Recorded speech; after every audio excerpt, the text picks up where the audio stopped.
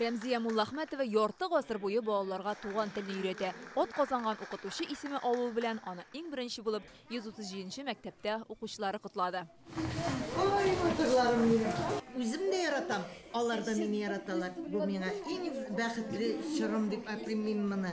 Бәхетле чор мәктәпкә эшкә килгәч тә башлана. Рәмзия ханым укытучылар нәселеннән. Бу һөнәрнең авыр, ләкин мактаулы булуын ул яшьтән белгән. Аңа берничә белем йортында эшләргә туры килә. Авылда да, шәһәрдә дә. Ятим балаларны да укыткан ул. Укучыларга туган телне өйрәтү өчен ул яңа алымнар куллана.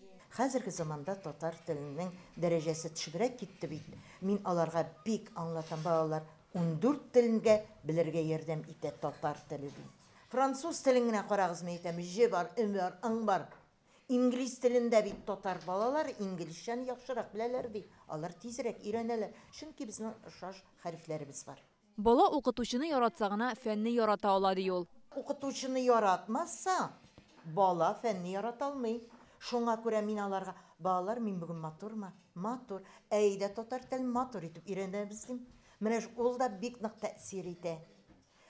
Мин моңарчы бер кабинетта укыттым, бик матур түгел иде ул. И шул кабинетта мин гел киемнәремне үзгәртеп тора торам да, балалар, кабинет матур булмагачтан, сез миңа карап матур иттереп, сыкланып торыгыз дип әйтәдерем. Рәмзия Муллахметованың укучылары халыкара бәйгеләр лауреатлары, олимпиада җиңүчеләре. Ул үзе дә конкурслар оештыра, иҗтимагый тормыш белән кайнап яши. Лаеклы ялга чыккач, мәктәптән китеп караган булган.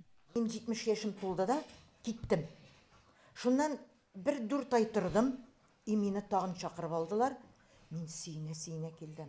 Бик авыр булды. Менә шул хәтле авыр итеп кичердем ул эшләми торуымны. Чөнки мин балалардан башканы, и үземнең иҗатымнан башканы күз алдына да китерә алмыйм. Рәмзия Кәрим кызы 137нче мәктәпнең иң тәҗрибәле укытучысы, яшь мөгаллимнәргә остаз. Мин әлеге мәктәптә беренче ел укытам.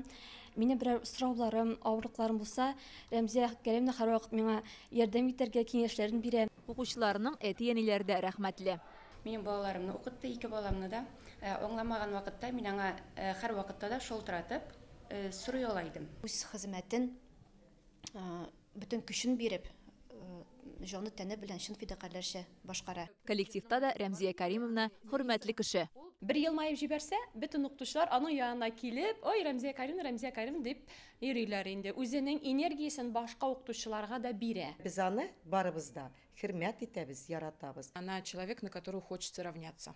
И детям, и учителям. Ел яңгырдан саклар өчен әни кирәк. Өйләрендә әниләре булса, мәктәптә укытучылары. Рәмзия Кәримовна йөзләгән балага йөрәк җылысын биреп, зур тормышка озатучы остаз. Үземнең хезмәтем белән аларны тормышка әзерләргә тырыштым. 51нче елымны укытам. Ничек бу эшне яратмаска кирәк? Фәрүзә Мәҗитова, Игорь Романов, Яңа гасыр каналы.